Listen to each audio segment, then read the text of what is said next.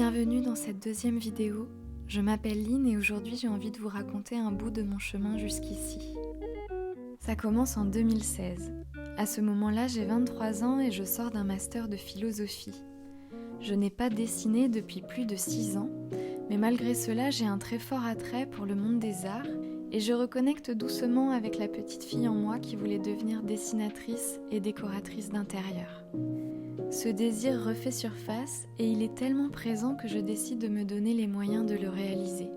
Alors je prends un petit boulot à mi-temps afin de remplir mes besoins extérieurs et je commence aussi une psychothérapie afin de soutenir mes besoins intérieurs. Et le reste du temps, je le passe à créer.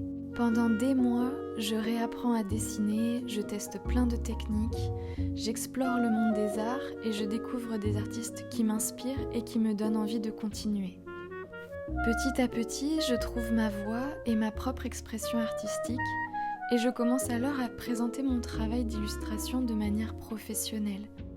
Je commence à illustrer des livres et des revues et je trouve mes premiers clients en communication visuelle. Cela me prendra des années de travail, d'expérience professionnelle en tout genre, d'ajustement, de maturation, pour enfin me sentir aujourd'hui totalement en accord avec la forme que prend mon métier. Il y a 3 ans, j'ai fondé l'atelier La Main au Cœur, qui est mon studio d'illustration, de graphisme et de design, depuis lequel je crée des illustrations poétiques, toujours pour des livres et des oracles. Je dessine aussi des imprimés doux et élégants pour la mode, la décoration et la papeterie. Et j'y réalise également des logos et des identités visuelles pour les indépendants des métiers du bien-être, de la beauté, de la décoration. Si mes premières années avec La Main au Cœur étaient encore un peu timides et discrètes, j'ai aujourd'hui envie de partager plus de choses avec vous, notamment mes inspirations et mes processus artistiques. Alors c'est parti pour la deuxième vidéo, j'espère que ça vous plaira. Donc bienvenue à vous dans mon atelier pour une deuxième vidéo. Donc on va continuer aujourd'hui à faire des recherches graphiques pour mon illustration de recettes de gâteaux au citron. Donc la dernière fois on avait vu un ancrage, donc juste avec du noir au trait tout simple. Et aujourd'hui on va complexifier un tout petit peu les recherches parce qu'on va s'attaquer à la couleur. Donc je vais tester avec vous plusieurs mises en couleur. Donc je pense qu'on va faire un premier test avec de l'aquarelle. Et le deuxième test, j'aimerais voir ce que ça fait si je fais que au crayon de couleur. Donc on va faire ça ensemble. En deuxième partie de vidéo, j'aimerais bien vous montrer quelques images du salon de céramique de Bussière-Badil, auquel je me suis rendue avec mon compagnon il y a quelques jours. Et pendant lequel on a fait pas mal de jolies découvertes d'artistes céramistes. Donc voilà, j'ai envie de vous montrer ça. Vous avez vu dans la première vidéo que je suis vraiment touchée par ce médium-là, la céramique et la poterie. Et donc j'ai envie de continuer à dérouler un petit peu mon inspiration céramique. Avant de me lancer à corps perdu dans des explorations colorées, ma première étape consistera à créer un mood board à partir de cette illustration vintage de citron. Avec quelques images glanées sur internet, je constitue ce petit tableau d'ambiance qui m'aidera à délimiter mes recherches en me donnant un style et une orientation graphique. Comme vous pouvez le voir, je vais suivre une inspiration assez vintage et emprunter des illustrations botaniques et naturalistes que j'aime tant. Et pour le matériel, je vais utiliser cette aquarelle japonaise de la marque Kuretake. Ce sont des aquarelles que j'aime beaucoup, qui ont une texture très onctueuse et qui sont très agréables à utiliser. Cette aquarelle m'avait été offerte par ma mère il y a quelques années, et à force de l'utiliser, je crois que c'est vraiment devenu mon aquarelle préférée. C'est celle que j'avais utilisée pour ma série des animaux et des plantes que vous pouvez retrouver sur ma boutique Etsy. Je commence par dessiner les traits de structure avec une mine de plomb pour me guider lors de la mise en couleur et avec une gomme mie-de-pain, j'ai effacé le plus gros des traits pour ne laisser qu'une fine couche de crayon qui ne se verra pas une fois que la couleur sera posée. Je commence toujours par la couleur la plus claire, puis je remplis au fur et à mesure avec ici du jaune pour les fruits et du vert pour les feuilles. Pour l'instant, je me concentre sur les formes en faisant des masses de couleurs assez transparentes. Puis je dessinerai les détails ensuite à l'aide de crayons de couleur.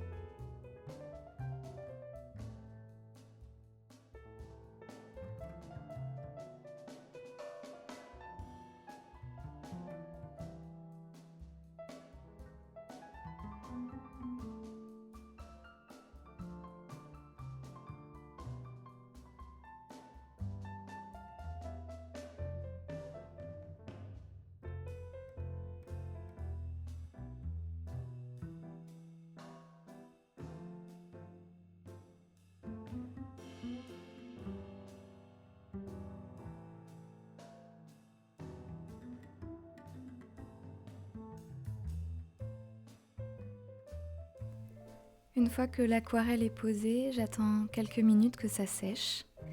J'en profite pour choisir les crayons avec lesquels je vais faire les détails.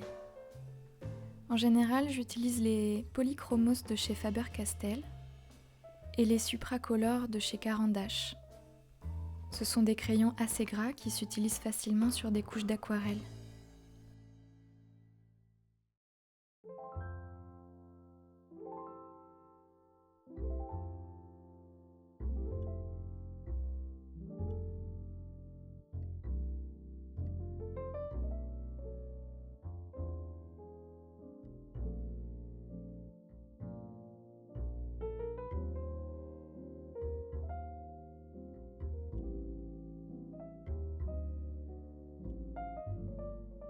Grâce à différentes nuances de jaune et de vert, je fais apparaître de la texture à mon dessin.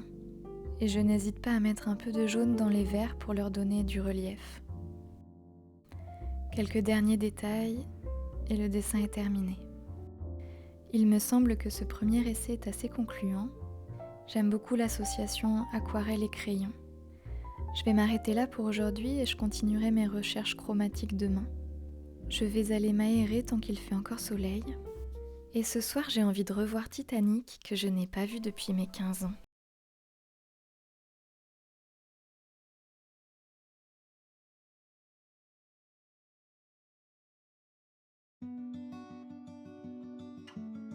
On se retrouve le lendemain matin, on est jeudi. Il a plu toute la nuit, mais ce matin il fait soleil, c'est plutôt agréable. Donc j'ouvre en grand pour aérer l'espace.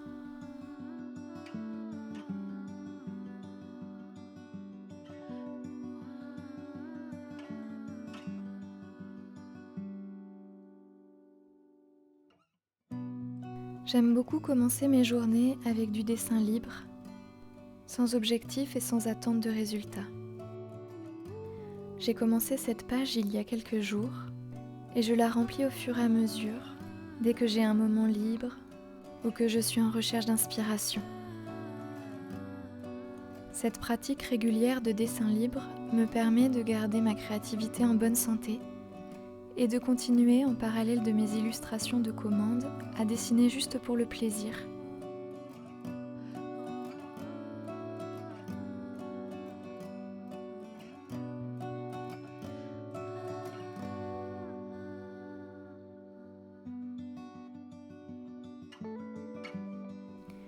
Il est temps maintenant de prendre un bon petit déjeuner et de me préparer pour sortir parce que j'ai un rendez-vous à l'extérieur.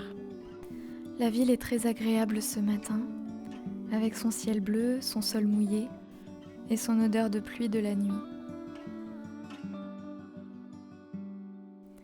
Au mois de mai, toutes les roses sont ouvertes et elles éveillent mon inspiration.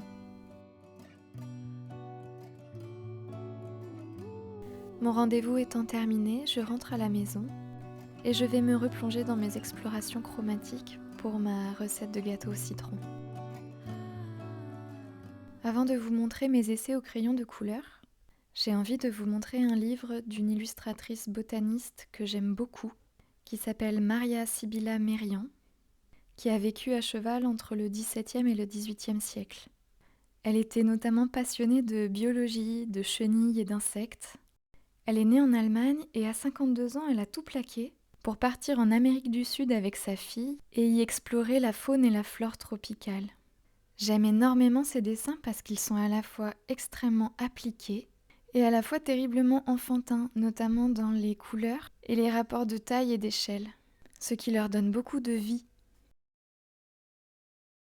Pour mon deuxième essai de mise en couleur, j'ai choisi de travailler avec la même palette de couleurs que le précédent dessin en vert et en jaune, en faisant un petit peu plus de place pour le mauve que j'ai utilisé pour les fleurs. Je vous montre d'un peu plus près mes crayons qui sont donc les Supracolor de chez Caran d'Ache et les Polychromos de chez Faber-Castell.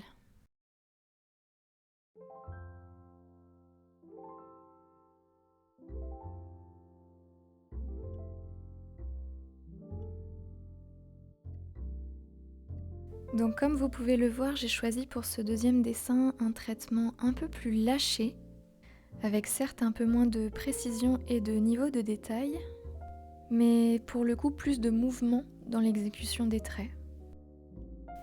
Ça nous fait changer de registre esthétique et il faudra que je choisisse lequel je préfère pour l'illustration de recettes. Car ici on est dans un style un peu plus moderne et à la fois peut-être plus artistique que le premier.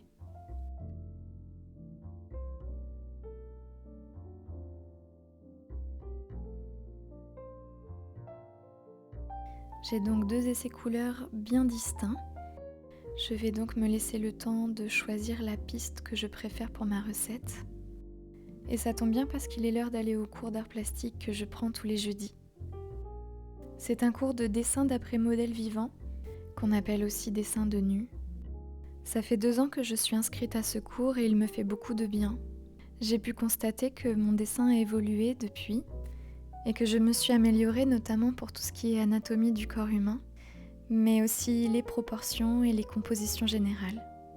Ce cours me permet aussi de changer d'échelle, car la prof nous fait travailler debout, sur un chevalet, avec des grands formats.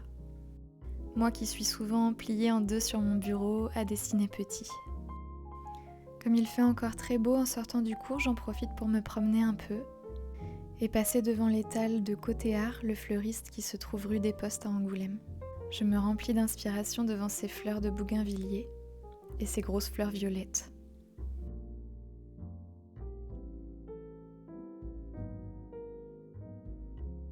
Et en fin d'après-midi, c'est retour au calme dans mon appartement baigné de soleil.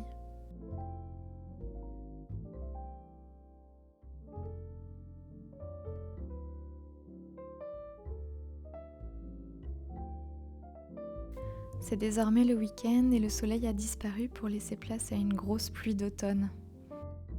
Avec mon compagnon, nous avons décidé de nous rendre à Bussière-Badil, entre Charente et Dordogne, où se tient chaque année un salon de la céramique. J'y puise beaucoup d'inspiration, notamment de formes et de couleurs. Nous y avons fait comme chaque année de très jolies découvertes artistiques, notamment cette femme qui fait des créations en porcelaine avec des couleurs assez pop, tout en travaillant la matière pour lui donner une forme assez organique. Elle s'appelle Yuko Kuramatsu. Ensuite, on change complètement d'ambiance avec un artiste qui s'appelle Christophe de Belfroy, qui propose des créations beaucoup plus brutes, qui dénotent complètement avec l'artiste précédente. Alors que Yuko Kuramatsu travaillait la porcelaine, Christophe de Belfroy travaille le grès, grâce à la technique du pincé, donc directement à la main.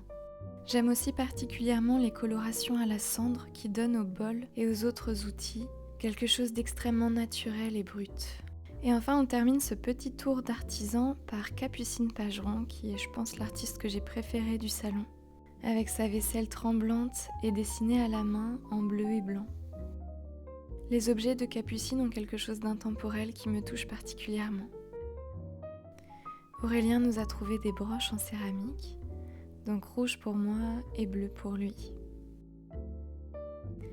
Aussitôt offerte, aussitôt adoptée.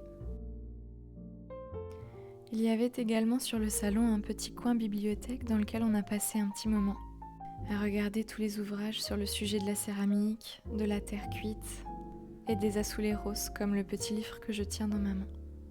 Nous sommes tous les deux repartis avec un livre. Aurélien en a choisi un sur les maisons traditionnelles en terre cuite. Et moi j'ai choisi celui-ci, un livre qui retranscrit les créations en céramique de Picasso. Je ne connaissais que très peu son travail de volume. Et ce que j'aime particulièrement dans ses créations céramiques, c'est qu'il dessine de manière figurative directement sur la matière et sur la forme qu'il a donnée à ses objets. Donc on retrouve des visages humains, des animaux, des oiseaux. C'est assez particulier parce que les formes, qui sont déjà assez évocatrices, sont redoublées par des traits et des dessins figuratifs par-dessus. On retrouve dans ces objets des mémoires d'art pariétal et d'art primitif dont Picasso devait s'inspirer très régulièrement. Par exemple, en haut à droite, c'est une chèvre couchée qui est représentée. En bref, ce livre me fera une parfaite source d'inspiration pour mes créations de logos et d'identité visuelle. Merci infiniment d'avoir regardé cette deuxième vidéo. On se retrouve très bientôt pour la suite de nos aventures citronnées. Et en attendant, n'hésitez pas à liker la vidéo et à vous abonner à ma chaîne pour ne manquer aucune vidéo. À très bientôt. Retrouvez-moi sur Instagram sur lamainaucoeur.studio.